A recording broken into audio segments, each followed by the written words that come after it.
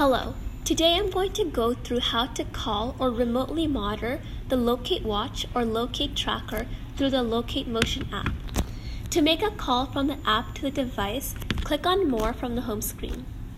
Then click the profile icon to set up the watch mobile or SIM number provided to you in the welcome email from LocateMotion. Enter the watch mobile number and then go back to the main homepage. Near the right corner, select the phone icon. This will send a call to the device. To remotely monitor the device, from the homepage, click More, then go on Device Settings. Click on Admin Number and set the admin number as the caregiver phone number. Click Confirm.